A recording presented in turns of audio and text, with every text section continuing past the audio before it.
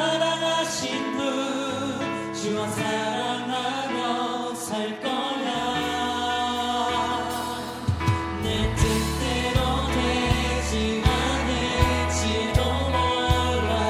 나 가진 걸 놓아야 할지도 몰라. 세상이 모르는 가장 아름다우신 주와 함께 걸어갈 거야. 우리 주와 함께 살아가려 해. 할렐루야!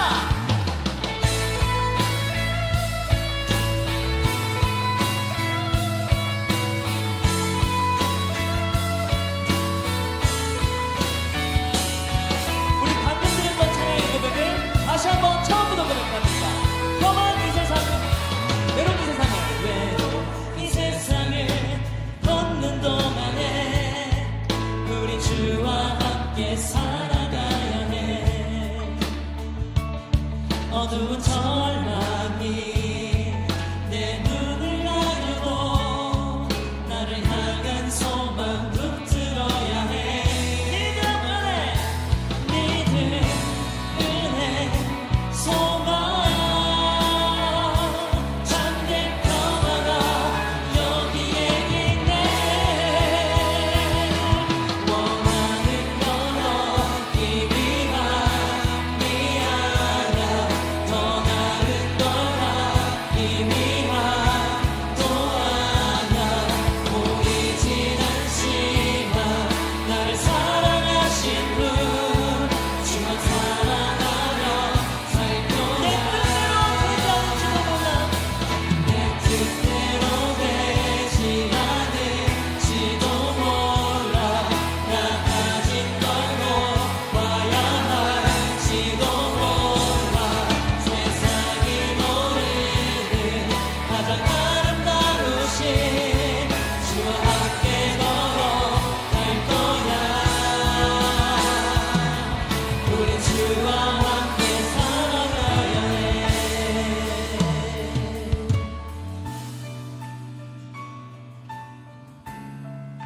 방금 드렸던 찬양의 가사처럼 정말 저희가 세상에 어떤 유혹이 있을지라도 오직 주님만을 찬양하길 원합니다.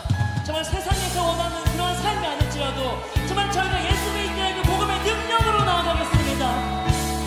우리 전심을 다해 선포합니다. 원하는 걸 얻기 위하면 원하는 걸 얻기 위함이 아냐. 더 나은 걸 갖기 위함도 아냐. 보이진 않지만 나를 사랑하신 분 주와 사랑하며 살 거야. 내 뜻대로 되지 않을지라도 주님의 뜻대로 살아가겠습니다. 되지 않을지도 몰라. 나 가진 걸 놓아야 할지도 몰라. 세상이 모르는 가장 아름다우신 주와 함께 걸어갈 거야. 주님과 함께 살아가겠습니다. 우리 주와 함께 살아가야 해. 오직 주님만을 경배합니다. 오직 주님만을 찬양합니다. 정말 세상에서 줄 수 없는 그런 귀한 진리를 느끼게 해주신 주 예수 그리스도를 찬양합니다. 오직 성령의 임재만을 갈구하며 주님만을 찬양하겠습니다. 영광의 주님께 감사의 박수 올려드립니다. 할렐루야!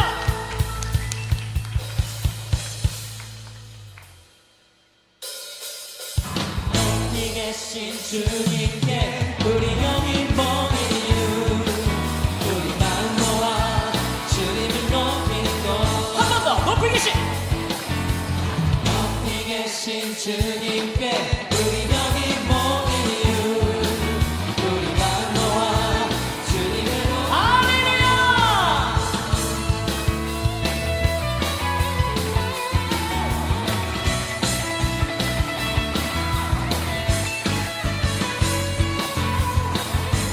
우리 주 안에서 노래하며, 우리 주 안에서 노래하며 주의 이름 찬양해.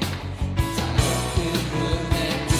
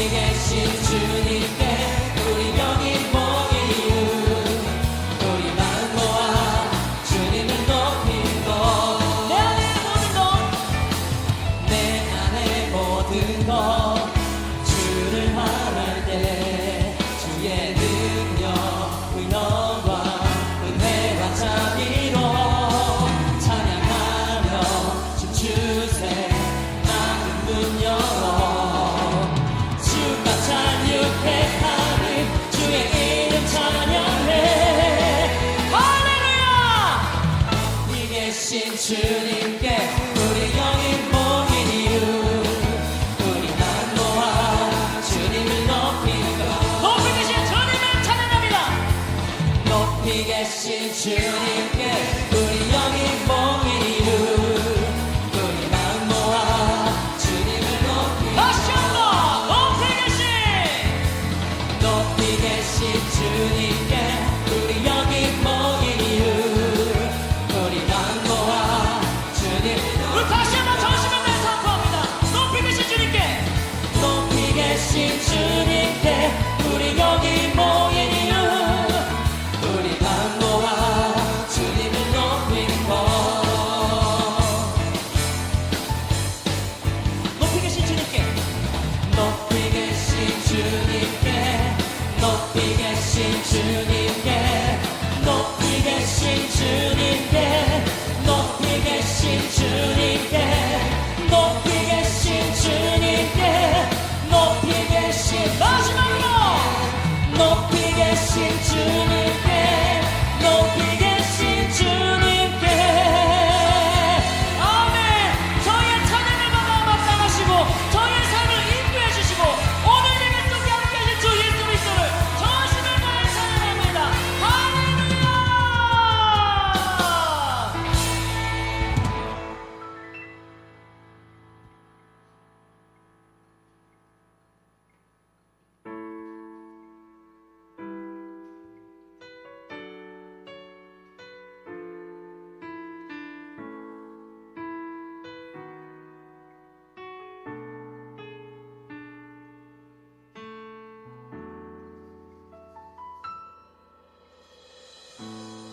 아무런 자격도 없는 나를 위해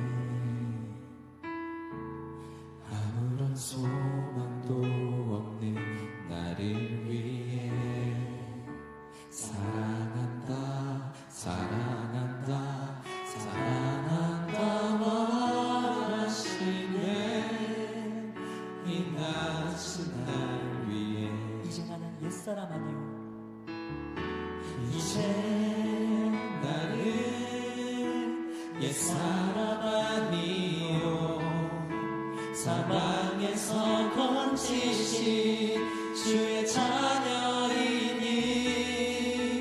그 한없는 주의 사랑 안에 기쁨으로 걸어가겠네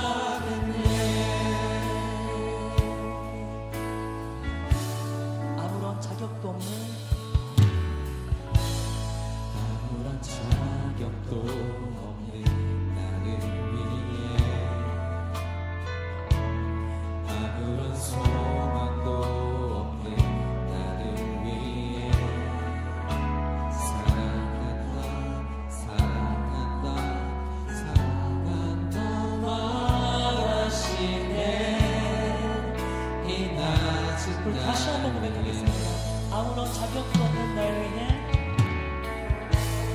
아무런 자격도 없는 나를 위해 아무런 소망도 없는 날 위해 아무런 소망도 없는 나를 위해 사랑한다고 말씀해 주십니다 사랑한다 사랑한다 사랑한다 말하시네 이 낮은 날 위해 이제 나는 옛사람 아니요 이제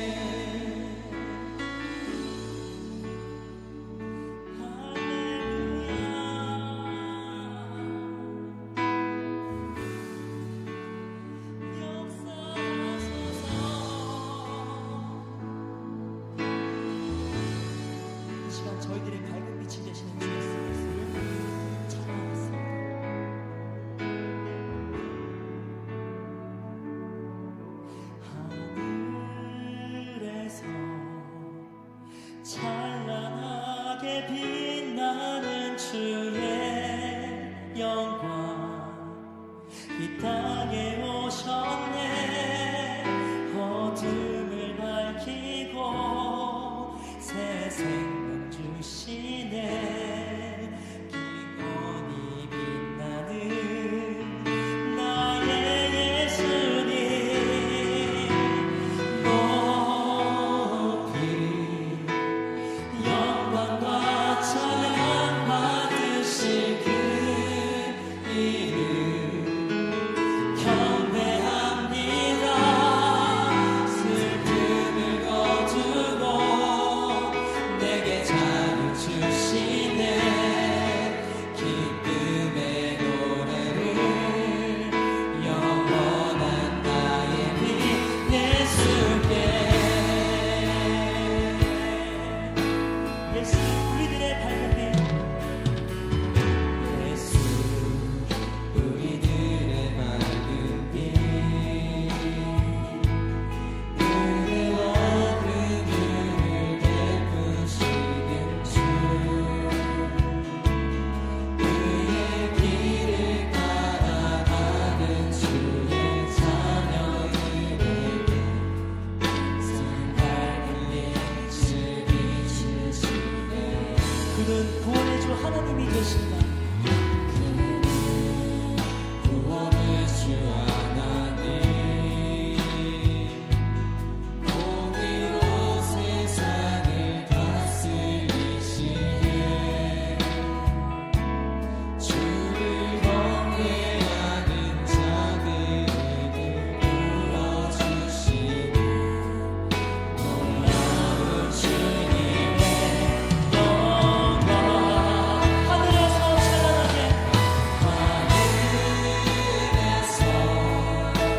찬란하게 빛나는 주의 영광 이 땅에 오셨네. 어둠을 밝히고 새 생명 주시네. 영원히 빛나는 나의 예수님 높이 영광과 찬양 받으실 그 이름 경배합니다. 슬픔을 거두고 내게 자유 주시네.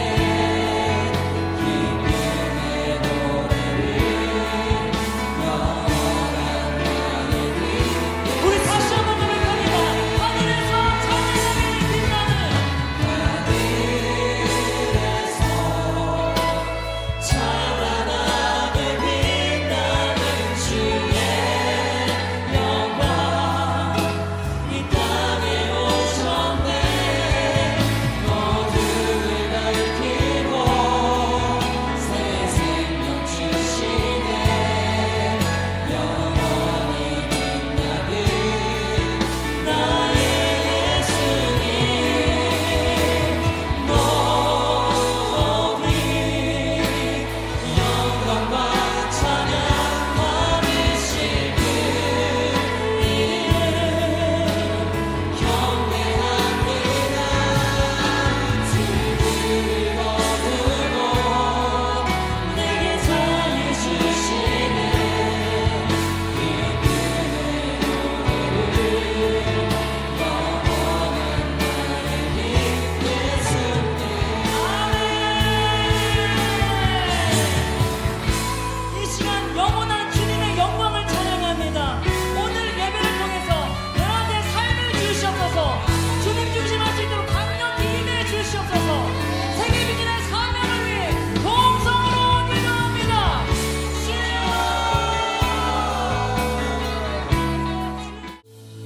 할렐루야. 오늘도 변함없는 사랑으로 우리를 돌보시는 좋으신 아버지 하나님께 감사와 찬양을 올려드립니다. 하나님 나라의 거룩한 백성으로 구별되어 주님의 날에 주님의 전에 나와 예배할 수 있음에 감사합니다. 먼저 저희의 죄를 회개하며 나아갑니다. 미움과 원망, 탐욕과 무절제함, 게으름과 나태함, 거짓과 비난, 겉으로 보이는 말과 행동뿐만 아니라 마음속으로 지었던 모든 죄를 하나님 앞에 회개하오니 저희를 용서하여 주시고 예수 그리스도의 십자가 보혈로 깨끗게 하여 주시옵소서. 나도 모르게 지은 죄가 있다면 이 시간 깨닫게 하여 주시고 죄에 우리를 내어주지 않도록 거룩함으로 깨어있는 삶이 되도록 우리를 지켜 보호하여 주시옵소서. 오늘 이 자리에서 우리의 습관적인 죄가 하나님의 말씀 앞에 다 끊어지게 하여 주시옵소서. 나라와 민족을 위해 기도합니다. 세상을 주관하시고 다스리시는 하나님, 이 나라의 위정자들이 살아계신 하나님을 경외하는 자들이 되게 하여 주시옵소서. 무엇이 선이고 무엇이 악인지 분별하지 못하는 이 세대를 불쌍히 여겨주시고 진리의 말씀 아래 하나 될 수 있도록 도와주시옵소서. 나라와 민족을 위해 기도하는 자들이 강력히 세워져 이 땅이 복음으로 회복되고 부흥의 역사가 일어나게 하여 주시옵소서. 우리 교회의 비전과 사역을 위해 기도합니다. 세상의 빛과 소금으로 부르신 우리 예의교회를 축복하여 주시옵소서. 둔하게 1500 비전을 바라보며 주님 오실 그날까지 끝까지 위대하게 쓰임받는 건강한 교회 되게 하여 주시옵소서. 러브투게더가 진행 중입니다. 모든 성도들에게 영혼 사랑하는 마음을 부어 주시옵소서. 한 영혼을 애타게 찾으시는 하나님 아버지의 마음을 품고 우리를 찾아오신 예수 그리스도의 사랑을 기억하며 직접 찾아가 섬기는 사랑을 실천하게 하여 주시옵소서. 잃은 양들이 모두 하나님의 집에 돌아와 함께 예배하는 기쁨을 누리게 하여 주시옵소서. 담임 목사님을 위해 기도합니다. 항상 비전에 앞서 달려가시는 담임 목사님께 한결같은 열정을 부어주시고 건강과 넘치는 체력을 부어주시옵소서. 악한 영이 틈타지 않도록 매 순간 지켜주시고 생각과 감정과 기억의 영역까지 보호하여 주시옵소서. 말씀과 성령으로 충만하여 주님께서 맡기신 일들을 넉넉히 감당하게 하여 주시옵소서. 이 시간 강단에서 말씀 전하실 때에 권세를 더하여 주시고 회복과 치유의 말씀, 변화와 기적이 일어나는 말씀이 선포되게 하여 주시옵소서. 목사님과 동역하시는 사모님도 동일한 은혜와 축복을 허락하시고 수많은 사람들을 돌봐야 하는 사모님께 하늘의 지혜와 권능과 사랑을 부어 주시옵소서. 목사님의 가정을 세밀하게 보살펴 주시고 새 자녀들이 하나님 나라 가치관으로 무장되어 어디에 있든지 무엇을 하든지 주님께 귀하게 쓰임받는 자들 되게 하여 주시옵소서.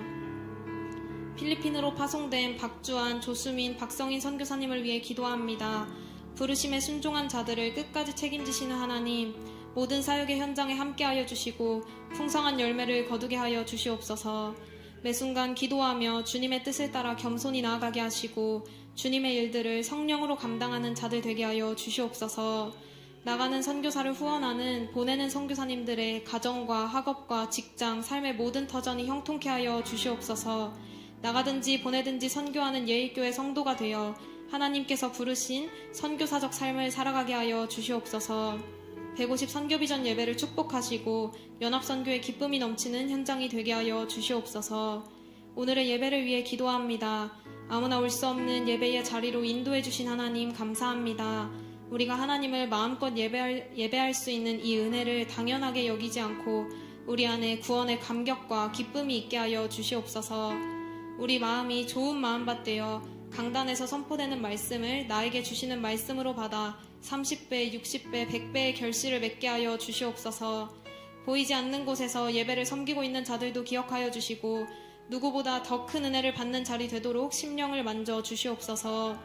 위대하신 하나님을 찬양하고 예배할 수 있음에 감사드리며 이 모든 말씀 살아계신 예수님의 이름으로 기도합니다. 아멘.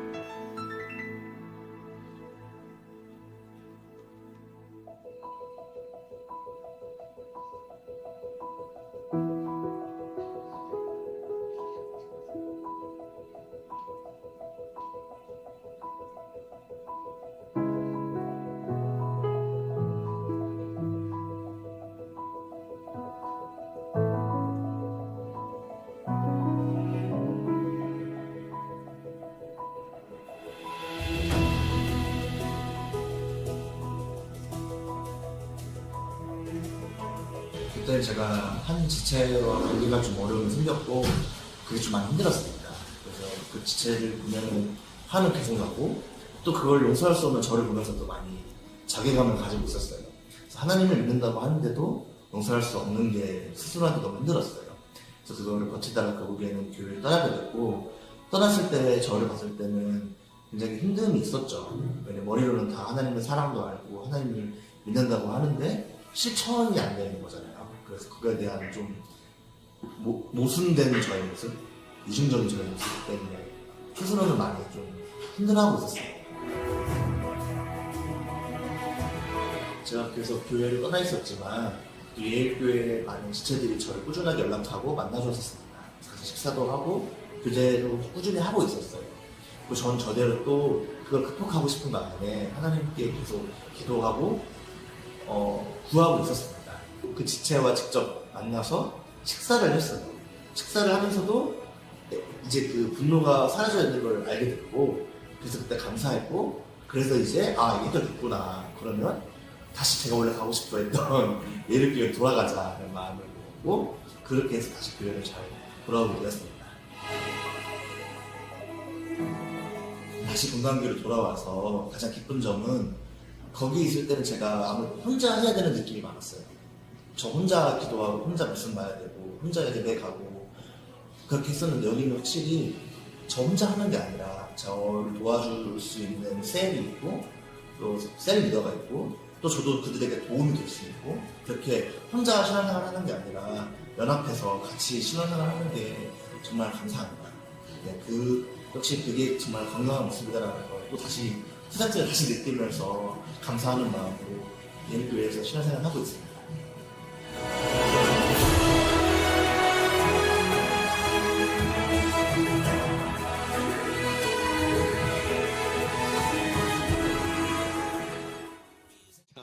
우리 말씀을 같이 보겠습니다. 요한복음 1장 6절로 14절을 한 절씩 교독할게요. 그 후에 예수께서 디베라의 갈릴리 바다 건너편으로 가시매 예수께서 산에 오르사 제자들과 함께 거기 앉으시니 예수께서 눈을 들어 큰 무리가 자기에게로 오는 것을 보시고 빌립에게 이르시되 우리가 어디서 떡을 사서 이 사람들을 먹이겠느냐 하시니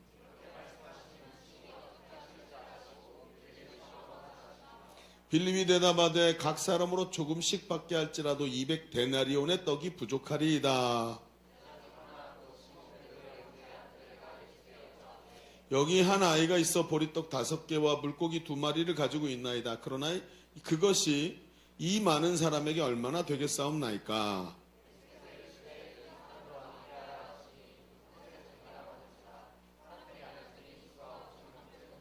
예수께서 떡을 가져 축사하신 후에 앉아 있는 자들에게 나눠 주시고 물고기도 그들에게 그렇게 그들의 원대로 주시니라.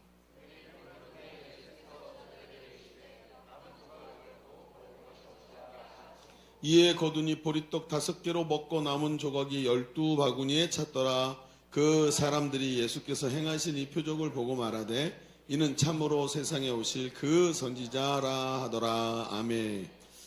여러분 1999년도에 미국 항공우주국 나사에서 화성 기후 탐사를 위해서 탐사선을 쏘아 올렸다 그래요. 그래서 우리가 이런 부분들은 아마 이과가 아니시라도 다들 개념이 있으실 텐데, 이 일을 하는 사람들, 나사의 과학자들 같은 경우는 당대 최고의 과학자들이고 수학자들이지요.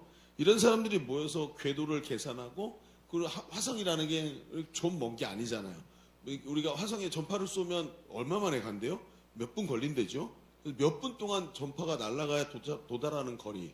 이런 곳에 이제 우리가 우주선을 보내니까 실시간 통제가 안 되는 거죠. 그러니까 이런 것들은 아예 계산을 제대로 해가지고 궤도를 잡고 그 시기에 화성이 어디 있고 거기 우리가 쏴서 올리면 대기권을 넘어가고 화성에 가면 도착해서 또 거기서 궤도를 또 도는 이런 상황이 돼야 되니까 얼마나 계산을 많이 해야 될지 우리는 그런 것을 알지 못하는 사람이지만 엄청나겠다 하는 생각이 들어요.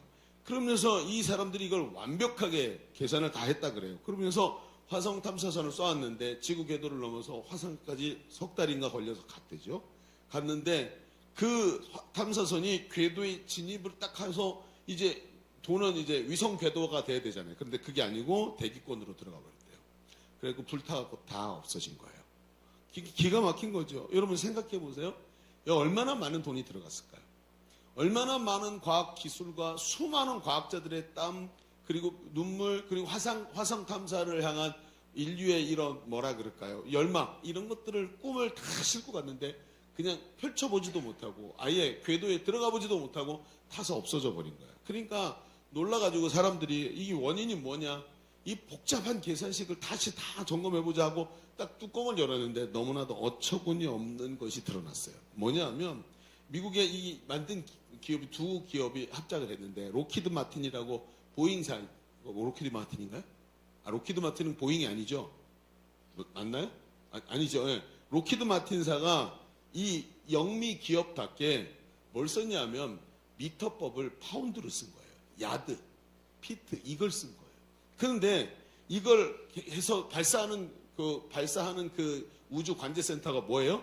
나사죠. 나사는 미국 사람만 하고 있는 게 아니라 또 다른 우주센터들과 전 세계 우주센터들과 연결이 돼 있으니까 미터법을 공룡법으로 쓴 거예요. 이게 두 개가 달랐던 거예요. 너무나 어처구니 없게도 이게 미터법의 미터법과 야드법의 이 인식 차이 때문에 그 단위가 다른 값이라는 것을 눈치채지 못하고 그냥 써버린 거예요. 그래가지고 여기서부터 오류가 생겼고 그 오류가 결국은 이런 처참한 결과를 만들어냈다는 것이죠. 여러분, 계산의 오류, 그것은 단순한 계산의 오류가 아니라 우리가 생각하는 것보다 더 어쩌면 단순한 이야기일 수도 있다는 거예요. 그런데 우리는 이것보다 더 많은 오류가 많은 계산을 우리 매일 우리의 삶 속에 하고 살아간다는 거 여러분이 인식하고 계시나요? 가만히 생각해 보세요. 세상은 제가 여러분하고 같이 많이 나눈 이야기지만 가치로 만들어져 있죠. 어떤 가치를 부여하느냐에 따라서 그것은 의미가 있는 것, 가치가 있는 것이 되기도 하고 가치를 빼면 가치가 없는 것이 되기도 하죠. 여러분, 어떤 사람들은 옷에다 가치를 두고 옷에다 많은 투자를 하죠. 가치를 뒀기 때문이죠. 어떤 사람들은 자신의 스펙을 높이는 데다가 가치를 두고 그 일을 열심히 하죠. 어떤 사람들은 외모를 가꾸는 데다가 여러분, 가치를 어디다 뒀느냐에 따라 무엇이 중요하느냐 하는 것이 달라지더라는 거예요. 가치는요, 우리가 세상을 판단하는 근거가 됩니다. 그러나 그 가치가 유동적이죠. 시대의 상황에 따라 달라지는 거예요. 그러니까 여러분 생각해 보세요. 여러분, 금값이 이렇게 갑자기 폭락할 줄 누가 알았겠어요?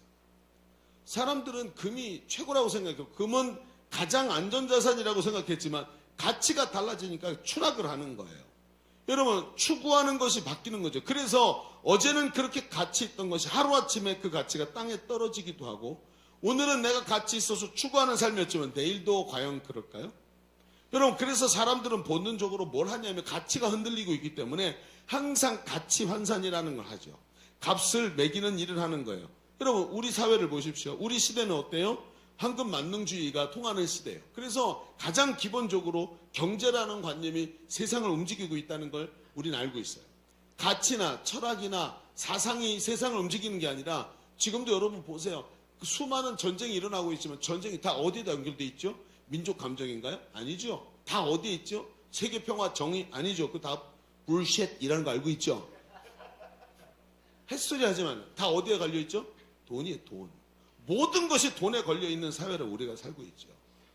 모든 것을 돈으로 환산해요. 그래서 우리가 쓰는 아주 자주 쓰는 용어 중에 가성비라는 용어 있죠. 우리 시대 정말 잘 반영하는 얘기예요. 모든 것이 내가 투자한 가격에 비해서 성능이 더 나와야 된다는 거죠. 성과가 더 있어야 된다는 거예요. 이게 뭐예요? 여러분, 이게 지금 우리가 살고 있는 시대의 가치예요. 그런데 여기서 아이러니가 발생하죠. 생각해보면 우리는 돈의 가치의 세상을 살아가고 있어요. 그래서 우리가 우리 삶을 계산할 때 돈의 가치로 생각할 때가 굉장히 많은데, 생각해보면 의외로 돈으로 값을 매길 수 없는 게 너무 많아요.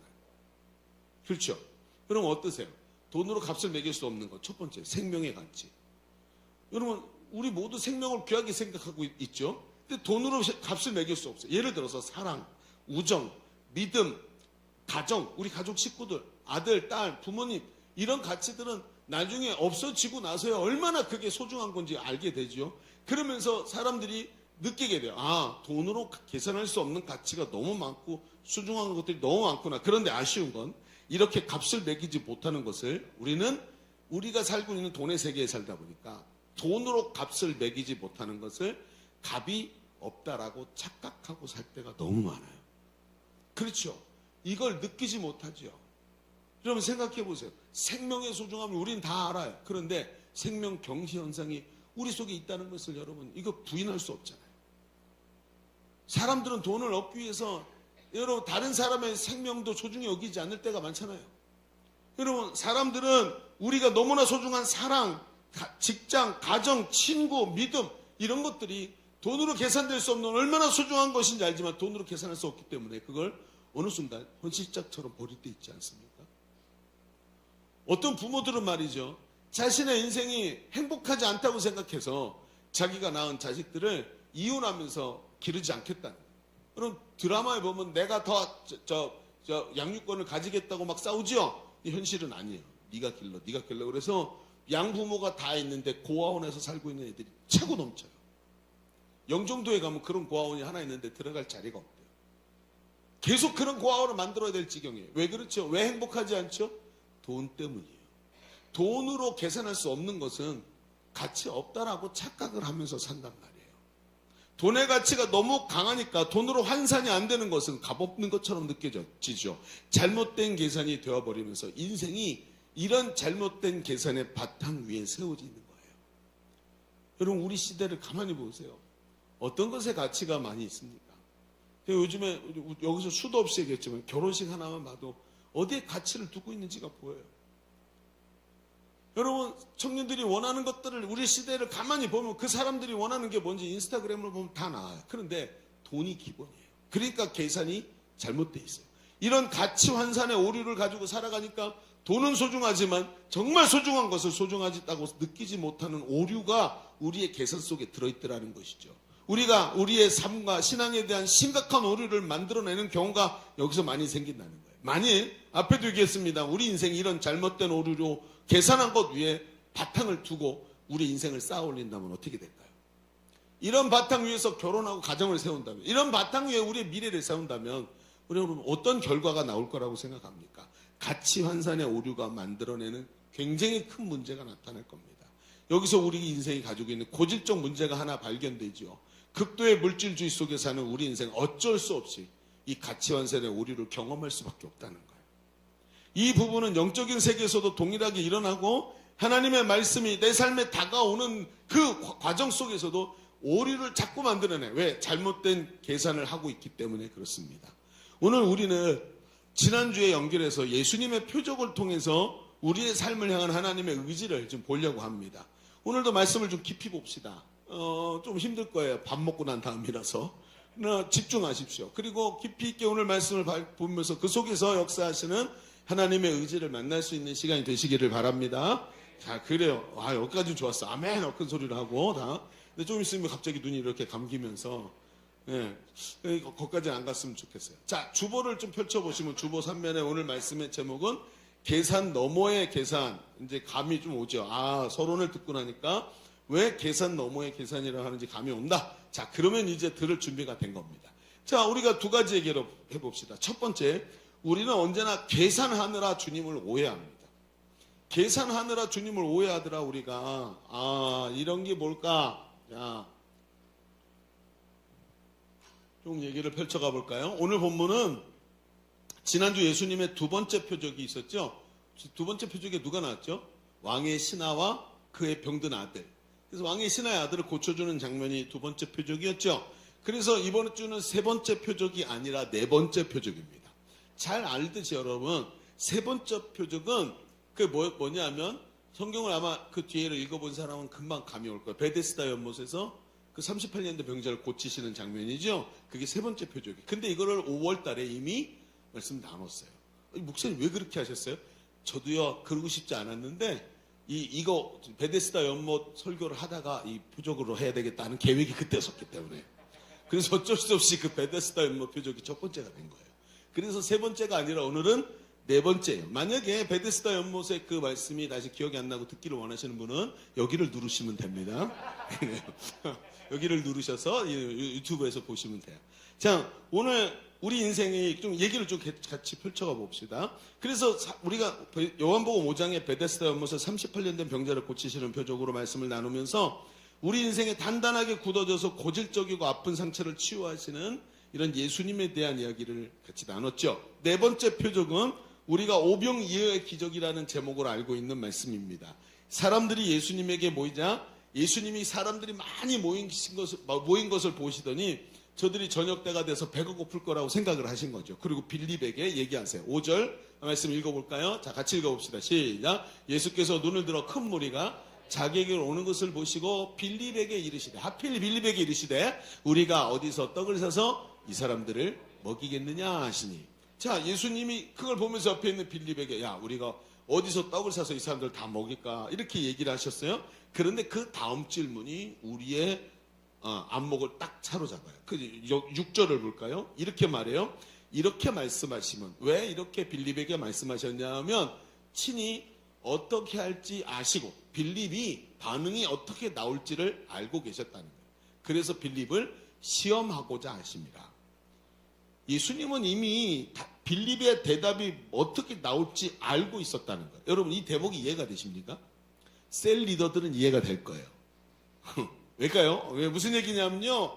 지금 이 상황이 우연이 아니라는 거예요. 왜 그러냐면 지금 여기서 이 시험이라는 단어 때문에 그런데, 시험이라는 단어에 우리는 이 노이로제가 있죠. 시험 들면 안 되고 시험 들 때 이겨내야 되고 이런 개념이 있어요. 근데 여기서 시험은 그냥 테스트의 개념이 아니라 일종의 레슨의 개념이에요. 그러니까 이 예수님께서 빌립의 이런 고질적인 생각들이 있어. 이 생각의 틀이 있어서 매일 얘는 여기가 한계야. 제가 매일 이 부분에 대해서 뭐라고 제가 이름을 붙여서 얘기하죠. 뭐라 그러냐면 너 나만 모르는 내 비밀. 이 사람의 패턴이에요. 근데 이 사람은 자기가 이게 문제라는 걸 모르고 있는. 그러니까 예수님께서 잘됐다. 오늘 계획하고 기도하던 대로 오늘 빌립에게 좀 깨달음이 있었으면 좋겠다 하고 빌립을 타겟으로 삼으셨다는 거예요. 그래서 셀리더들은 알아요. 왜? 우리 목장 식구들이 이게 나만 모르는 내 비밀이 있거든. 나만 모르는 내 비밀. 근데 말해주면 기분 나쁘다고 나갈 것 같은 거야. 말을 못해. 그래서 여러분 정말 중요해요. 셀리더에게 당신이 나를 위해 기도하는 사람인데 나에게 해줄 조언이 있으면 가감없이 얘기해줘라. 이렇게 얘기를 하세요. 한상희 집사 같은 사람 딱 얘기하면 정확하게 말해줘요. 너의 큰 문제는 못생긴 거야. 뭐 이렇게 말해준단 말이에요. 너무 실제적이니까 쟤한테 물어보지 마세요. 말을 하다가 제가 지금 꼬였어 지금. 어쨌든 그렇게 해서 정확하게 이 사람의 문제를 알고 있었던 거예요. 예수님께서. 그래서 뭐 한 거예요? 레슨을 하시기를 원해서 여기 시험이란 단어를 썼지만 가르치시기를 원하셨던 거예요. 그래서 얘기를 하죠. 예수님은 이 빌립에게 돈에 대한 이야기를 말씀하신 게 돈에 대해서 빌립이 대답할 걸 알고 계셨던 거예요. 즉 빌립의 문제는 계산이었어요. 돈 문제였어요. 아니 어쩌면 빌립의 문제만이 아니었을 겁니다. 일반적으로 제자들의 믿음과 지금 그들이 이 상황을 보면서 느끼고 있는 마음의 자세들이 적나라하게 드러내기를 원하셔서 아마도 이렇게 질문하신 것 같아요. 그런데 빌립의 대답이 어때요? 영락이 없어요. 우리가 어디서 떡을 사서 이 사람들에게 먹일까? 어디서 사지? 지금 여기 들판인데 어디서 떡을 구할까? 라고 얘기했는데 빌립이 뭐라고 대답해요? 200데나리온의 돈이 부족합니다.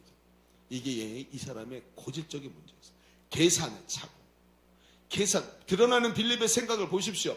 아주 빠른 계산으로 이미 상황을 바라보면서 손익계산, 그리고 이것이 가능할지 불가능할지 가능성의 계산, 모든 계산을 돈, 가능성, 세상 가치로 바라보고 있는 습관을 보여주고 있어요. 이 빌립은 벌써 예수님의 말씀이 어디서 떡을 구하지가 아니라 돈이 어디 얼마큼 들지에다가 초점을 맞추고 있는 이상한 대답을 하고 있는 거예요. 이것이 우리가 가지고 있는 세상 가치로 환산하는 방법입니다. 항상 더하기, 빼기, 곱하기, 나누기로만 답을 하지 예수님께서 지금 물어보고 계시는 것이 무엇인지를 잘 모르고 내 가치와 내 개념으로만 이 얘기를 받아들이는 거예요. 여러분 제가 어렸을 때 아까 제가 얘기를 했더니 여기 2부 예배 때는 많은 어른들이 많은 성도들이 제 말에 공감을 했어요. 근데 여러분은 어떨지 모르겠어요. 제가 초등학교 때 처음 산수를 배우잖아요. 더하기 빼기를 지나서 어디로 갈까요? 곱하기 나누기로 가죠. 그때 처음으로 산수책에 이런 게 있었어요. 여기 그 기계가 하나 있어요. 근데 기계가 집어넣는 구멍이 있고 밑으로 나오는 구멍이 있는 거예요. 근데 그 기계 안에 뭐라고 써 있냐면 곱하기 2라고 써 있는 거예요. 여기다 숫자를 위에다 집어넣으면 밑으로 나오는 계산이 요 공식에 맞춰서 정확하게 나온다는 거죠. 자, 무슨 숫자를 집어넣어도 곱하기 2가 나오죠. 왜? 이 안에 기계의 모습이 뭐예요? 그걸 만들어내도록 세팅돼 있고 프로그램돼 있어요. 그럼 5라는 숫자를 넣으면 뭐가 나와요? 5 곱하기 2는 10이 나오는 거예요. 무조건 곱하기 2가 되는 기계란 뜻이에요. 패턴이고 여기는 무조건 무슨 수를 쓰든 뭘 집어넣든 곱하기 2가 나온다. 그러니까 여러분 생각해 보세요. 지금 빌립을 가만히 들여다보면 예수님이 뭐라고 말해도 빌립은 돈으로 계산이 되는 사람. 이게 지금 빌립의 패턴이었던 거예요. 예수님은 이 가치 환산법에 대해서 분명히 지금 지적을 하고 싶으신데 그 이야기를 하고 있는 거예요. 그러면서 빌립이 대답을 했어요. 그런데 예수님은 야, 아직도 그렇게 생각하니? 라고 하면서 빌립을 꼬집거나 징연하거나 막 상처 주고 막 이런 방법을 쓰지 않으세요. 꼭 저같지요. 저같이 이렇게 돌려서 말하고 진리를 가르치면서 아주 확실하게. 그래서 저 같다는 생각이 자주 들어요. 그래. 이걸 보고 교만이라 그러는 거예요. 어쨌든 이 가치 환산법이 여지없이 무너지는 장면이 그 다음에 나와요. 그것은 예수님께서 개입을 하시는 순간이죠. 예수님께서 그 보리떡 5개, 물고기 2마리를 가지고 축사하시자 사람의 경험과 가치와 사상 체계와 자신들이 경험했던 모든 것을 넘어서는 능력이 눈앞에 딱 펼쳐지는 것을 보게 되는 거예요. 우리의 삶에 예수님이 딱 들어오시니까 갑자기 내가 생각하던 옳다고 믿던 것들이 가치 환산의 오류가 탁 나타나기 시작하는 거예요. 여러분, 빌립이 어떤 사람입니까? 똑똑한 사람입니다. 상황 판단력이 굉장히 빠른 사람이죠. 여러분 같으면 그렇게 하겠습니까? 야, 이렇게 많은데 오늘 어디서 이걸 다 사서 먹지? 목사님, 지금 그게 중요한 게 아니라 돈이 얼마나 부족한지 아세요? 지금 우리가 지금 하나씩 조금씩만 먹어도 있잖아요. 지금 저 200만 원이 부족한 거예요. 목사님, 이번 수련회 돈 얼마나 많이 들어간 줄 아세요? 막 그래서 계산이 다다닥 나오는 거예요. 이런 사람 우리 교회에서도 많지 않습니다. 그렇죠? 용준이가 할 수 있어요 라는 표정으로 저를 쳐다보고 있어요. 아니에요? 이 정도 계산을, 그러니까 어떤 정도예요? 이 사람은 정말 자신이 갖고 있는 이성을 너무나 의존하고 그 이성적 사고에 꽂혀 있는 사람이죠. 굶주린 군중을 보고 즉시 머리를 굴려 200데나리온이라는 돈을 모자란다는 정답에 가까운 수치를 뽑아낸 거예요. 세상적 기준으로 완벽한 계산입니다. 그러나 이 계산의 문제를 보십시오. 돈은 계산했고 사람 머리 숫자는 셌지만 앞에 계신 예수님을 그 계산에 넣지를 않았어요. 예수님이라는 가장 강력한 변수, 가장 강력한 동기, 가장 강력한 능력을 그 계산에다 넣지를 않았어요. 늘 하던 대로 내 생각만 가지고 계산했어요. 여러분, 이 대목이 우리에게 큰 울림을 주지 않습니까? 여러분은 여러분의 미래에 대해서 생각할 때 어떤 계산을 합니까? 돈만 계산하는 게 아니죠. 여러분의 10년 후의 미래를 계산할 때 거기에 뭘 집어넣으십니까? 어떤 기준으로 그걸 계산합니까? 여러분의 그 기계에는 무엇을 넣든지 여기에 어떤 프로그램이 돼 있으면 그 결과물은 항상 똑같은 게 나올 수밖에 없는 그 계산 방법이 여러분에게도 있지 않습니까?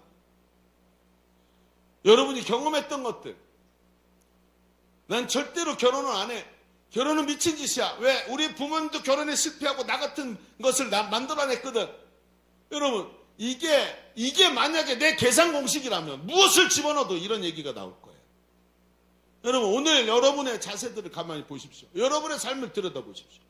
지금 여러분이 서 있는 자리가 결론이다라고 생각하고 본다면 그 결론 위에는 뭔가 그 공식이 들어있는 거예요. 그래서 지금의 결론이 나온 거예요. 여러분은 어떠십니까? 그 계산식에 예수님을 넣지 않고 만들어낸 계산식이 만들어낸 게 오늘의 내 삶이라면 오늘 우리는 이 이야기를 굉장히 중요하게 생각해야 돼요. 이 상태에서 계산을 계속하고 전자계산기를 계속 돌릴수록 하나님의 일은 불가능해 보이고 성경 말씀은 나와는 상관없는 얘기로 계속 들리게 될 거예요. 왜? 계산식이 잘못되어 있으니까.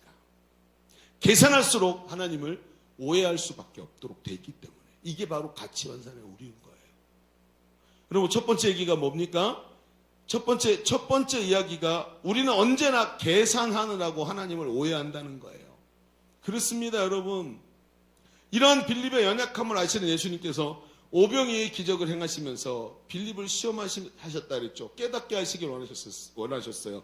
무엇을 깨닫기 원하셨을까요? 우리는 말입니다. 때로는 우리 눈에 보이지 않지만 보이지 않는 선을 그어놓고 살지요. 여러분, 보이지 않는 선이 쫙 거져 있단 말이에요. 무슨 얘기냐? 여러분 조카들이 어려서 그 걸음마 하는 걸 본 적 있습니까? 여기 이 중에는 저희 아이들이 걸음마 하는 걸 본 사람들도 있어요. 그렇죠? 연세가 높으십니다, 어르신. 근데 어린 아이들을 걸음마를 할 때 이렇게 보잖아요. 그러면 아이들이 처음에는 벽을 짚고 일어서요. 그래서 이렇게 다리에 힘이 생겨갖고 옆에 있는 물건을 이렇게 TV 다이라든지 벽이라든지 잡고 일어서요. 일어서는 참 대단합니다. 정말 통통하고 그냥 이게 다리인지 뭔지 알 수 없는 이런 거 가지고 일어서고 서 있는 것만 봐도 기특하죠. 근데 조금 있으면요, 제일 기특할 때가 언제인지 아세요? 세 걸음을 뛰었을 때. 엄마가 옆에서 일어난 걸 보고 불러요. 이리 와, 이리 와, 이리 와. 그렇게 도전을 하는 거죠. 엄마한테 와, 엄마한테 와. 그러면 아이가 엄마 얼굴 딱 보고 그리고 세 걸음을 탁탁탁탁 걸어가가지고 엄마 품에 탁 안길 때 그때 엄마가 세상에서 제일 행복한 순간이에요. 내가. 또 한 가지는 엄마하고 불렀을 때. 그게 제일 행복한 순간이에요. 그때 그 순간에 평생 해야 될 효도를 다 한 거예요. 그리고 끝이에요. 더 이상 효도하지 않아요. 그때가 효도 끝이에요. 끝. 근데 그 아이가 조금 걷기 시작하죠. 그러면서 세 걸음, 네 걸음, 다섯 걸음 걷다가 애가 갑자기 교만해져요. 나도 걸을 수 있어. 그러면서 막 걸어 다니고 막 여기저기 뛰어다니죠. 그러면서 벽에도 꽝 부딪히고 서지도 못하고 막 그러면서 돌아다니다가 딱 겸손해지는 자리가 한 군데 있어요. 거기에 어딜까요? 계단이에요. 계단에 오면요, 갑자기 애가 탁 서요. 그리고 계단을 바라보면서 엉덩이를 이렇게 뒤로 돌려요. 그 다음에 어떻게 할까요? 엎드려요. 그리고 배를 밀면서 뒤로 내려가는 거예요. 왜 그랬을까요? 왜? 안전한 방법이죠. 앞으로 걸어 내려갈 수도 있잖아요. 왜 이랬을까요? 옛날에 교만해서 앞으로 걸어 내려가다가 팍 자빠진 적이 있거든요. 아프구나, 조심해야 되겠구나 하는 깨달음이 있었던 거죠. 여러분, 굴러 떨어진 경험 때문에 뒤를 돌아 배를 깔고 미끄러져 내려가는 겁니다. 그렇죠. 경험에서 나온 겁니다. 아픈 기억이 있어요. 그런 경험이 안 보이는 선을 우리에게 쫙 그어놓죠. 돈이 모자랐던 적이 있어요. 남들에게 없어서 무시당해 본 경험이 있어요. 어렸을 때 가난해서 끼니 걱정했고 남들이 가지고 있는 거 나는 없어가지고 정말 서럽게 저녁을 지나본 적이, 혼자 밤에 서럽게 울어본 적이 있었던 거예요. 그러니까 어때요? 보이지 않는 선이 쫙 거져 있어요. 그리고 두려워서 믿음으로 그 선을 넘어가지를 못해요. 여러분, 이때 보십시오. 우리에게 오고 있는, 나를 설득하고 있는 논리적이고 합리적이고 타당한 설득들이 너무나 개연성 있게 오는 거예요. 돈이 없으면 어떻게 되는지 알지? 너 부족하면 어떻게 되는지 알지? 너 또 그 아픔을 당하고 싶은 거야? 하나님이 네 밥을 먹여주더냐? 진짜 네가 헌신할 때 하나님 밥 주더냐? 하면서 수도 없는 악한 마귀, 합리적이고 논리적이고 타당한 이야기가 우리의 귀에 들려요. 아니요. 이게 뭔지 아세요? 보이지 않는 선이에요. 그 계산 속에 빠진 게 뭐냐 하면 예수님이에요. 우리는 지금도 우리 삶에 오셔서 기적을 일으키시고 역사하시는 예수님의 마음을 봐야 되는 거예요. 예수님은 기독교 역사 중 가장 위대한 표적이라고 말하는 이 오병이의 표적을 보여주시면서, 경험하게 하시면서 빌립이 약점을 깨닫고 치유되기를 원하셨어요. 너의 그 마음속에 들어있는 그 트라우마, 돈에 대한 집착, 없을 때 경험했던 그 아픔들, 그걸 넘어서기를 원한다 하면서 걔를 시험하고 계시다는 것을 알아야 돼요. 오늘도 주님 분명히 말씀하세요. 너 그 계산기 두들길수록 하나님은 할 수 없는 분이라는 결론이 나올 거야. 그걸 넘어서야 된다. 계산기가 모든 걸 만들어내는 게 아니야. 빠른 경주자라고 먼저 도착하는 게 아니고 힘 있는 자라고 모든 것을 얻는 게 아니다. 이 모든 것이 시기와 우연의 주관자가 되신 하나님께서 시기와 우연을 너에게 주셔야 되는 거야. 얘야, 걱정하지 마라. 한두 번 넘어지지만 반드시 일어나서 걷게 되고 뛰게 될 거야. 하나님 분명히 우리에게 말씀하십니다. 그러면서 오늘도 그 약점이 치유되기를 원하시고 선을 넘어가기를 원하신 거예요. 그래서 빌립을 자극하신 거예요. 여러분, 지금도 주님은 우리가 이 가치 환산의 오류를 넘어가기를 원하십니다. 보이지 않는 선을 넘어 믿음으로 주님과 동행하기를 원하십니다. 예수님이 함께 계실 때 우리의 가치는 변하는 거예요. 하나님 나라 가치로 모든 것을 볼 수 있게 되는 것입니다. 지금 우리가 경험하는 가치 완산의 오류가 착각을 일으키고 있는 것을 깊이 바라보고 인간적 가능성으로 쌓아올린 담장을 넘어서 주님과 믿음으로 나갈 수 있는 저와 여러분 되기를 주님의 이름으로 축복합니다. 아멘. 자, 끝날 것 같은 느낌이지만 하나 더 있죠. 자, 우린 첫 번째 얘기를 좀 해봅시다. 여러분, 우리는 지금까지 가치 환산의 우리에 대한 얘기를 나눴어요. 잘못된 계산으로 만들어진 토대 위에 우리의 삶과 믿음을 세우서는 안 된다 그랬습니다. 그러나 우리는 항상 함께 하시는 예수님을 빼놓고 계산하면서 가치 환산의 오류를 경험하지요. 주님은 우리에게 레슨을 하기를 원하세요. 계산 방법을 바꿔라. 그 계산에 예수님을 빼서는 안 된다. 계산기를 두드리는 합리적인 것이 아니라 믿음으로 보면서 보이지 않는 선을 넘어가라고 말씀하시는 주의 음성이 들리기를 바랍니다. 자, 그렇다면 이런 생각이 들죠. 목사님, 믿음으로 보이지 않는 선을 넘으라 그랬잖아요. 우리의 계산에 예수님을 넣으라 그랬잖아요. 어떻게 하면 그렇게 할 수 있습니까? 잘해. 그렇지? 잘하면 돼. 이게 제가 청소년 때 들었던 얘기들이에요. 그러니까 답을 할 수가 없는 거예요. 어떻게 하면 그렇게 하는 거죠? 우리는 있잖아요. 여기서 되게 중요한 것을 한 가지 해야 돼요. 뭐냐면 우리는 계산이라는 정확한 수학적 방법론을 넘어서야 돼요. 계산이 수학적 방법이 아닌 계산이 있습니까? 자, 이제 힌트가 앞에 등장했죠. 수학적 계산이 아닌 또 다른 계산 방법이 있다는 거예요. 그게 뭐냐는 거죠. 자, 우리가 두 번째도 한번 써볼까요? 둘째, 주님의 손에 나를 던지는 계산 너머의 계산이 필요합니다. 오늘 제목이죠. 계산 너머의 계산이 필요해요. 그게 뭘까요? 계산 너머의 계산? 한번 거기다 써볼까요? 계산의 방법보다 계산의 목적이 더 중요하다. 계산의 방법보다 계산의 목적이 더 중요하다.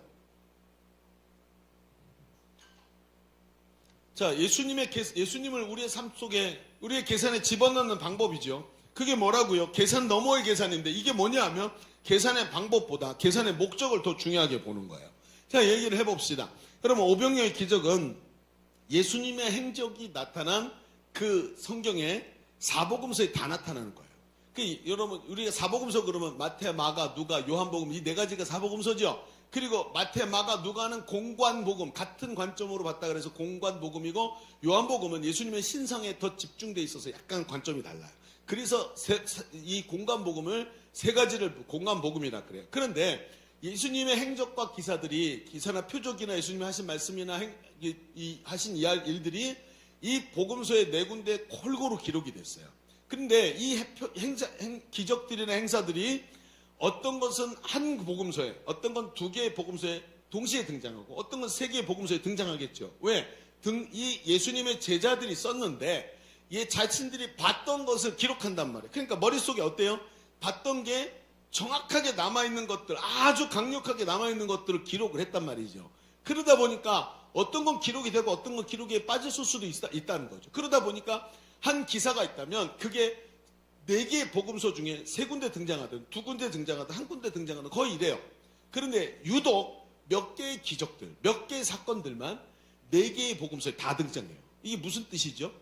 이 네 개의 복음서를 썼던 모든 제자들의 머릿속에 강력하게 각인된 사건이라는 뜻이에요. 그런데 그 중에 하나가 뭐냐 하면 오늘 우리가 보고 있는 이 오병이어의 기적이 네 개의 복음서에 다 나타나요. 근데 기가 막힌 건 이 네 개의 복음서 중에 딱 하나, 뭘 빼면 요한복음에만 안 나타나고 마태, 마가, 누가복음에는 똑같은 장면이 나오는데 요한복음에만 없는 말이 한마디가 있어요. 이상하죠? 요한이 이 말을 까먹었어.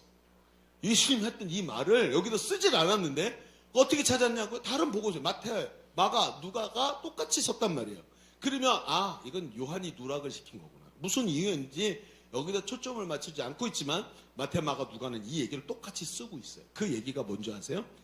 그게 뭐냐면 이거예요. 예수님, 사람들이 몰려오니까 예수님이 우리가 어디서 떡을 사서 이 사람들을 먹일까라고 얘기를 하죠. 그렇죠? 근데 이 대목에 예수님이 하시는 한마디가 더 있는데 그때 뭐냐면 너희가 저들에게 먹을 것을 주라. 이렇게 말씀하시죠. 그렇게 말씀하시니까 빌립이 예수님 우리가 조금씩만 떡을 먹게 해도 200데나리온이 부족합니다 라고 말한 거예요. 그럼 여기서 중요한 말이 뭐예요? 너희가 저들에게 떡을 주라 라는 거예요. 여러분 이게 무슨 뜻일까요? 예수님은 이 사람들을 너희가 먹이라고 말씀하세요. 우리가 먹을 것을 준다고? 지금 우리 먹을 것도 없는데? 우리도 지금 하루 종일 쫄쫄 굶어서 배고파 죽겠는데 우리가 뭘로 저 사람들을 먹여주지? 라는 생각이 자연스럽게 들었을 거예요. 그리고 나서 얼마가 지났을까요? 한 30분. 그들의 손에는 어마어마한 양의 떡이 들려 있었습니다. 그렇죠? 그리고 예수님이 말씀하신 그대로 우리가 이 사람들에게 떡을 지금 주고 있는 거예요. 여러분 맞습니까? 눈빛을 보세요. 이 눈빛을 보니까 틀린데요 라고 말하는 것 같아요.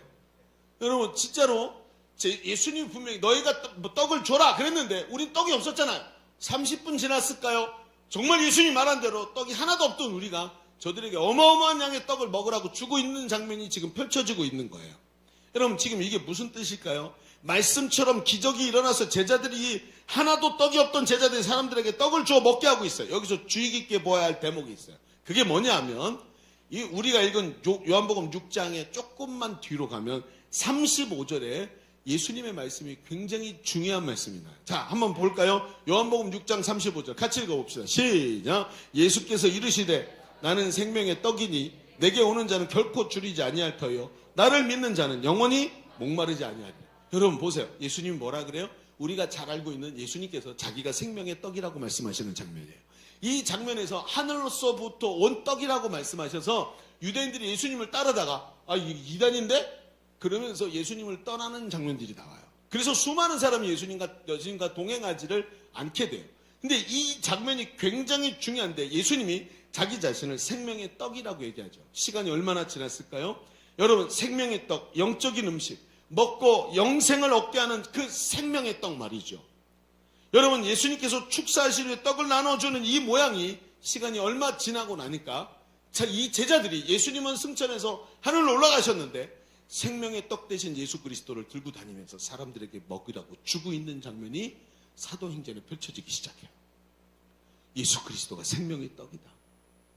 이 떡을 먹는 자마다 영원히 살 것이다. 이러면서 제자들이 말하기 시작해요. 하늘로서부터 내리는 그 떡을 먹어도 너희 조상들은 죽었지만 이 떡을 먹는 자는 영원히 살 것이다. 예수님이 말씀하셨다고 하면서 이 생명의 떡 대신 예수 그리스도를 받아 먹고 그분이 네 속에 네가 그분 안에 있도록 그분을 받아들이라고 그분을 믿고 구원받으라고 말하기 시작하는 장면으로 연결되고 있다는 것입니다. 여러분 오늘 우리가 이 이야기를 깊이 봐야 되는 것입니다. 제자들은 바로 이 생명의 떡을 먹여주는 사람으로 부름받은 것이고 자신들이 지금 예수님이 축사하신 이후에 떡을 들고 다니면서 사람들에게 나눠주고 남은 것을 12광줄이 거두면서 도대체 이게 뭐야 그러는데 나중에 이 장면을 다시 그대로 자신들이 재현해내고 있더라. 아무리 줘도 12광줄이가 남는 생명의 떡. 아무리 나눠주고 전 세계 땅끝까지 가서 나눠줘도 12광줄이가 남는 생명의 떡, 수많은 사람들이 먹고 구원을 얻는 생명의 떡을 자기들이 사람들에게 나눠주고 있는 거예요. 여러분 예수님의 의도가 여기 예수님의 계산이 보이는 거예요. 그것은 뭘까요? 예수님의 계산의 방법은 수학적 계산 방법이 아니라 영적 계산의 목적을 드러내는 것입니다. 예수님께서 너희가 먹을 것을 주라는 말도 안 되는 계산을 하시고 그 계산이 현실이 되게 하고 계시는 것은 그 목적, 예수님이 왜 그 얘기를 하고 계시는지 목적에 달려있는 거예요. 즉 다른 말로 하면 예수님의 목적에 합당하다면 어떤 계산도 다 뒤집어 엎을 수 있다는 거예요.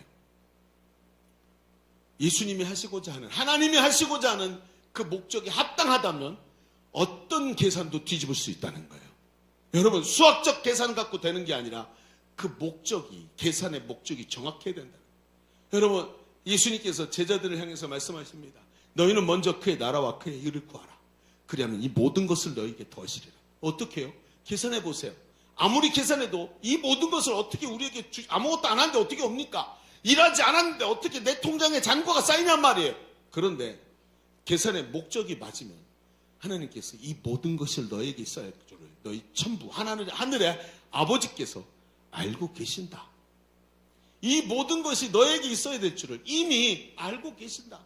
너희는 이방인들처럼 무엇을 먹을까 무엇을 마실까 걱정하지 마라. 이것은 하나님을 모르는 이방인들이 하는 것이다. 그러나 너희는 하나님의 소유된 백성 아니냐. 너희가 하나님의 뜻을 행하면 하나님께서 이 모든 것을 너희에게 있어야 할 줄 아시고 이미 너희를 위하여 다 준비하셨다.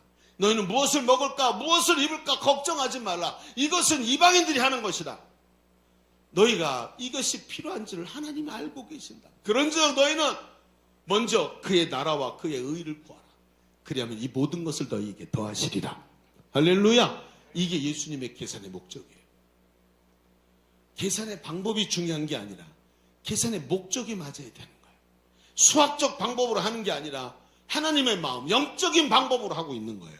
여러분, 많은 사람들이 이 세상을 살면서 자신의 인생을 계산하는 방법이 굉장히 잘못되어 있는 것을 봅니다.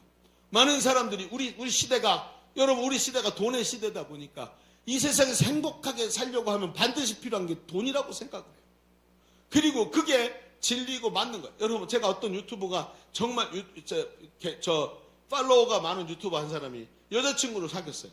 여자친구를 사귀어서 깊이 교제를 하고 이젠 결혼해도 되겠다 싶어서 부모님에게, 이 나이가 한두 살이 아니라 30대 중반이 넘어간 사람인데 부모님에게 소개시켜 주려고 여자친구를 데리고 딱 갔는데 어머니가 뭐라 그러냐면, 직업이 뭐냐, 수입이 얼마나 되냐, 사람이 너무 사랑이 중요하지, 사랑해서 결혼하는 거고 인생을 사랑으로 사는 거야. 근데 그거보다 더 중요한 게 있다. 안정적인 수입이 없으면 행복이고 뭐고 나발이고 없다. 여러분, 우리 어머니들이 이렇게 가르치더라고요. 왜? 우리가 살아가는 게 돈의 시대니까. 그러면서 인생을 그렇게 교육해요. 돈이 있으면 행복해진다. 그러면서 오늘도 궁핍하지 않고 남들 비교해서 쫄리지 않고 나이 먹어서도 그 품위를 잃지 않는 돈이 필요하고 죽을 때까지 편안하게 죽는 방법이 없을까 하고 연구를 합니다. 여러분, 이 네 가지를 다 합쳐보십시오. 뭘까요? 저 돼지, 우리깔의 돼지랑 다를 게 뭘까요? 여러분, 저 도살당한 소가 다를 게 뭐가 있을까요? 이제는 동물복지도 나와가지고 얼마나 잘 사는지 몰라. 소도 나보다 더 잘 살아. 침대가 나보다 더 좋아. 그런 환경에서 살고 있는 여러분, 살면서 오늘도 왜 사는지 모르고 그냥 그저 사니까 살죠. 왜 사냐고 물으면 웃지요. 여러분, 이러고 살아가는 인생들이 얼마나 많은지 몰라요. 왜? 그게 우리 시대의 가치니까. 그러니 어때요? 어떤 계산을 하냐면, 내가 한 달에 얼마를 저축해야 되는지, 얼마큼의 연봉이 필요한지, 주식을 얼마 투자해야 되는지, 그리고 수익률을 얼마큼 잡아야 되는지, 나중에 노후에 연금을 언제부터 들어서 연금이 여기서 100만 원, 저기서 100만 원, 200만 원은 나와야 사니까 하면서 다 세팅을 해놓고 여러분 늙어 죽을 때까지 편안하게 먹고 사는 걸 준비해놨다면 이 돼지들이랑 소들이랑 다를 게 뭐가 있냐면 인생의 목적이 없는 거예요. 내가 존귀한 자고 하나님이 나를 정말 귀중히 바라보신다라는 자기 확신이 결여된 인생을 사는 게 뭐가 행복하겠습니까? 저는 여러분에게 지금도 계속 목이 터져라 외치는 거예요. 그렇게 살 거면 하나님이 왜 우리를 이 땅에 보내셨을까요? 우리 어머니 나난이라고 그렇게 고생하시고 납 기르니라고 젊은 인생과 온몸 다 망가지면서 기르시고, 우리 아버지가 나 기르기 위해서 수도 없이 학비를 대기 위해서 뼈 빠지게 일한 거 그래놓고 결국은 고통 없이 살다가 죽는 게 목적이라면 어머니 아버지를 학살한 것과 다르지 않습니다. 인생의 목적이 없이 살아가는 것, 계산 오류로 살아가는 인생으로 여러분의 삶을 마치기를 원한다면 오늘 살아가는 의미가 뭐겠느냐는 거예요.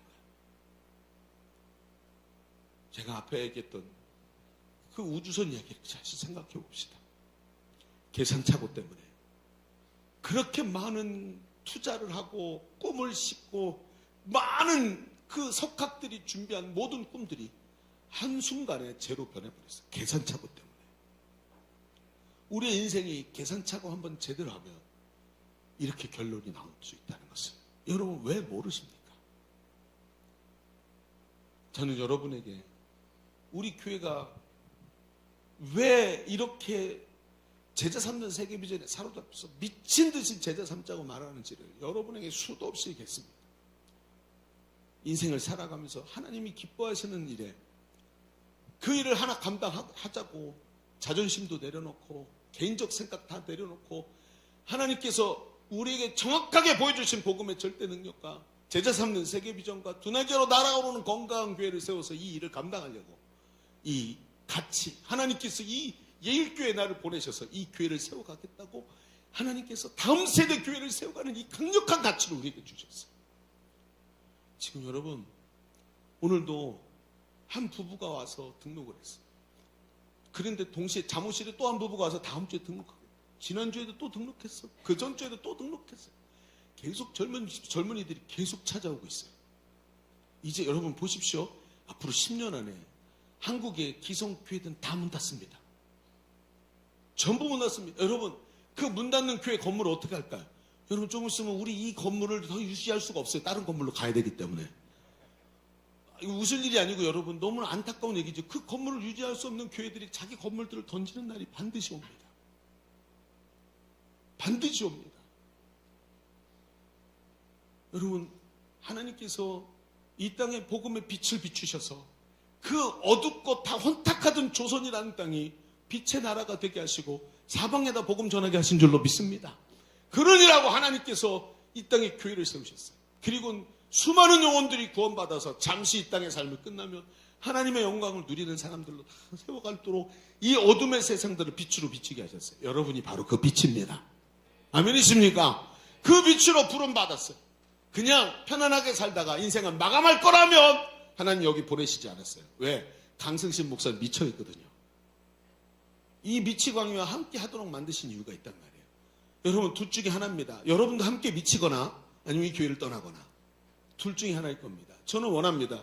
여러분도 저처럼 되기를 바랍니다. 제발 좀 미치세요. 미쳐라 미쳐주면. 응? 하나님 예수님의 그 비전에 함께 미쳐봐야 되지 않겠습니까? 하나님이 가시고자 하는 그 길을 함께 가면서 하나님이 나를 바라보시는 그 눈빛, 네가 정말 소중하구나. 너는 수학적 방법의 계산이 아니라 그 계산하고 있는 목적을 너무나 잘 알고 있구나. 내가 네 인생을 향한 이 기적을 내가 일으켜주마. 내가 너를 통해 일하마. 반드시 역사하실 줄로 믿습니다. 이런 사람을 통해 하나님이 계산을 따로 하신단 말이에요. 저는 수도 없이 그 경험을 했습니다. 여러분은 어떠십니까? 오늘도 목사님 그럼 저 하나 변화된다고 뭐 많이 달라지겠습니까? 여러분 오병이어의 기적이 뭘로 시작됐다고요? 오병이어로 시작됐다고요. 보리떡 5개 물고기 2마리. 여러분 필리핀에 가잖아요. 저 산지족에 선교로 들어갔더니 막 이틀씩 3일씩 걸어 들어가야 되니까 막 짐 싸갖고 올라간단 말이에요. 가다가 점심시간이 되니까 가이드가 저기를 내려놓고 막 밥을 꺼내는데 보니까 바나나 이파리에다가 이렇게 삼각김밥처럼 밥을 접었더라고요. 그걸 저한테 2덩어리를 주는 거예요. 이걸 먹으래요. 봤더니 끈적끈적한 밥을 줬어요. 근데 반찬이 하나도 없잖아요. 근데 저기서 비닐봉지에서 뭘 꺼내더니 닭고기 2덩어리를 줬어요. 이걸로 밥을 먹으라는 거예요. 그래서 이게 뭔가 하고 닭을 한 입을 딱 베어 물었는데 우와 이게 소금 덩어리야. 엄청 작아. 뭐지요? 이렇게 덥고 땀 흘리니까 짠 소금이 들어간 간장이 들어간 걸 주는 거예요. 그리고 이게 뭐냐면 마치 단무지처럼 그렇게 먹는 거예요. 그러니까 어때요? 밥 먹고 그거 짠 거 먹으면서 그 희석시켜 꿀떡꿀떡 삼키게 하면서 단백질 약간 들어있게. 그래서 꼭 그렇게 밥을 먹어요. 굉장히 뭐라 할까요? 보잘것없는 식사죠. 여러분 보리떡 5개 뭘로 먹어요? 물고기 2마리로 먹는 거예요. 졸라 짠 거야. 엄청 짠 거예요, 여러분. 이거 먹으면서 이거 먹으라는 정말 보잘것없는 거예요. 그런데 이 어린아이의 식사 하나가 하나님께 드려졌을 때 그걸로 위대한 역사를 이루시는 거예요. 여러분의 인생 하나 바뀐다고 뭐가 달라지냐고요? 달라져요. 그게 예수님의 계산 방법이에요. 당신을 통해 일하실 겁니다. 성경을 보세요. 모세, 다윗 다 양측이었어요. 응? 여러분 어떤 사람은 유대교 광신자였고 어떤 사람은 일자 무식의 어부였고 어떤 사람은 전혀 쓸모없어 보이는 세리였어요. 그런데 하나님은 그런 보잘것없는 오병이어로 일하셨어요. 이번에도 마찬가지입니다. 여러분 우리 시대가 정말 어두워요. 그러면 이 어두운 시대 저 올림픽공원 나가서 막 외치면 될까요? 그게 아니에요. 하나님 우리를 부르신 자리가 따로 있어요. 저기 나가서 밤새 외치고 목 쉬는 게 아니라 오늘도 나가서 한 영혼을 향한 주님의 마음 가지고 다른 계산식으로 일하는 사람이 돼야 돼요. 그 일을 하라고 우리를 부르신 줄로 믿습니다. 목사님은 왜 그런 얘기 안 하십니까? 지금 나라가 지금 이런 풍전등화에 있는데 목사님 왜 그런 얘기 안 하십니까? 저도 그 일을 감당하고 있는, 어떻게 하나님이 맡겨주신 또 다른 일로요. 여러분, 분명히 이 나라는 회복돼야 됩니다. 지금 불의와 불법이 가득 차고 있는 이 나라를 회복시키는 방법이 올림픽공원 나가는 것도 있지만 하나님의 이 계산 방법을 정확하게 깨닫고 진짜 일할 수 있는 사람이 되어야 하는 거예요. 저거 조금 있으면 끝납니다. 저거 가지고 나라 변화 못 시키지만 이것 갖고는 나라를 변화시킬 수 있습니다. 이게 주님의 방법이거든요. 여러분, 이 계산을 제대로 할 수 있는 사람 되어서 우리의 인생이 하나님 앞에서 마지막까지 끝까지 가장 존귀하고 영화롭게 쓰임받는 우리 젊은이들, 그리고 저의 삶이 되기를 주의 이름으로 축복합니다. 기도하십시다.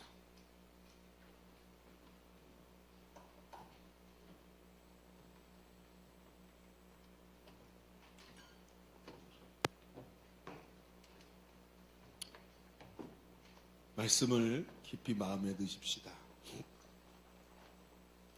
말씀이 막 선포될 때, 우리의 마음에 막 도전이 올 때, 그걸 가지고 하나님께 이제는 말해야 됩니다. 하나님, 오늘 말씀이 저에게 너무 어렵습니다. 그러나 하나님의 뜻을 알겠습니다. 제가 이 땅에서 살아가는 동안 어떤 삶을 살기를 하나님 원하시는지 깊이 깨닫기를 원합니다. 오늘도 수많은 사람들이 불의와 불법과 거짓에 속아서 죽어가는 이 마지막 시대, 어둠의 시대, 악한 마귀가 사람들을 미혹하는 시대, 혼미케 해서 창과 거짓을 뒤집어 엎고 선과 악을 바꿔놓는 이 시대, 정말 하나님, 주님께서 나를 이 땅에 보내신 것을 내가 믿습니다. 우리 인생을, 내 인생을 계산할 때 돈의 방법으로 계산하는 자가 아니라 오늘도 하나님, 이 분명한 가치 환산의 오리를 뛰어넘어서 계산을 넘어선 계산으로 주님 앞에 서는 우리의 삶이 되게 하여 주옵소서. 오늘 말씀의 은혜를 붙잡고 주님 한번 외치고 기도합니다. 주여, 할렐루야, 할렐루야. 아버지 하나님, 이 계산 방법이 하나님 너무나도 중요한 것을 봅니다. 우리의 주님의 계산, 주님을 내 이 계산 속에 넣는 방법, 믿음으로 보이지 않는 선을 넘어서는 방법을 정확하게 우리에게 말씀하시는 주님, 오늘 아버지, 세상의 계산 방법이 아니라 영원하신 하나님의 계산 방법을 우리가 갖게 하여 주옵소서. 오늘도 아버지, 가치 환산의 오류에 빠지는 사람이 아니라 아버지 하나님, 우리의 삶이 하나님 앞에 우리를 서기를 원합니다. 오 주님, 오 하나님 역사하소서. 하나님, 나를 사용하여 주옵소서. 오 아버지, 역사하여 주옵소서. 오 하나님, 역사하소서. 우리 다시 한번 기도하십시다. 여러분, 자리에서 일어나시기를 바랍니다. 우리 하나님께 고백합시다. 하나님, 세상 가치로 바라보면 나의 삶은 별거 아닌 것 같습니다. 그러나 하나님이 나를 부르셔서 오병이어로 쓰시겠다면 하나님, 나를 드리겠사오니 나를 받아 주옵소서. 하나님 손에 들려서 위대하게 쓰임받기 원합니다. 수학적 방법이 아니라 하나님의 방법으로 계산하는 인생 되게 하여 주옵소서. 기도합니다. 주여,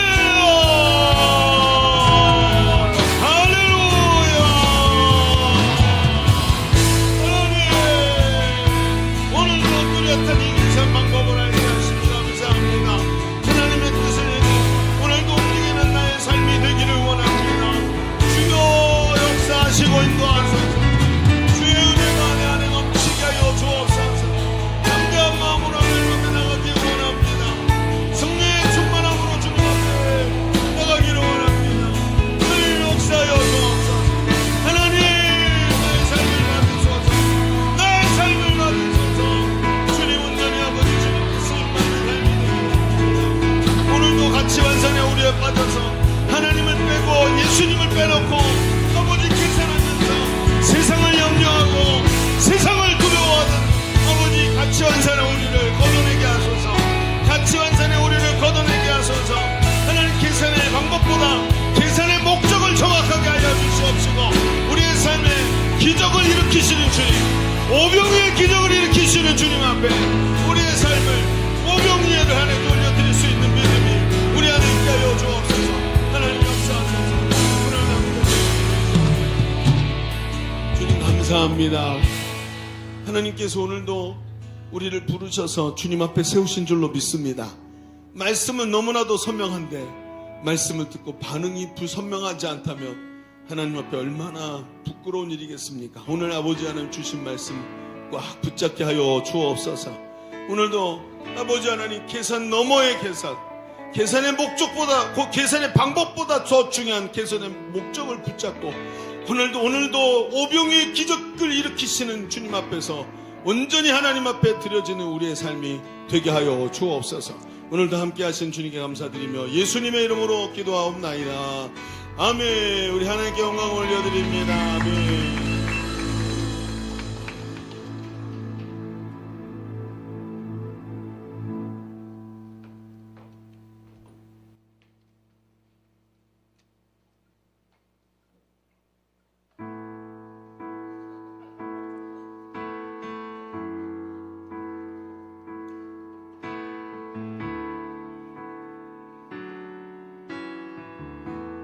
민족의 가슴마다 민족의 가슴마다 피 묻은 그리스도를 심어 이 땅에 푸르고 푸른 그리스도의 계절이 오게 하소서.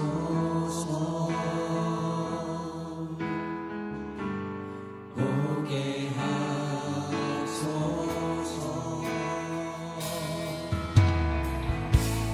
이 땅에 하나님의 나라가 이루어지게 하옵소서.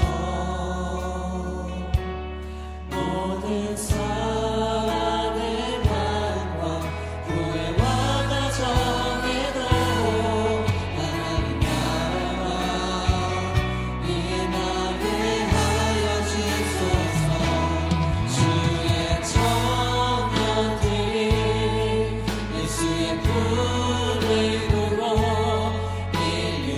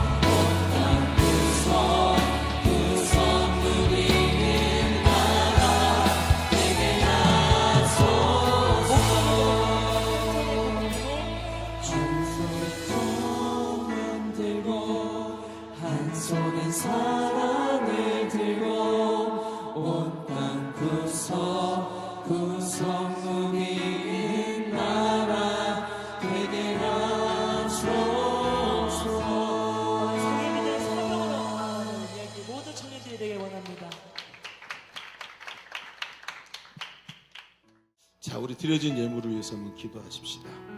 하나님 감사합니다. 오늘도 이렇게 귀한 날 하나님께 예배하게 하시고 성령의 충만함과 말씀의 깊은 세계로 우리를 부어주시고 인도하시니 감사합니다.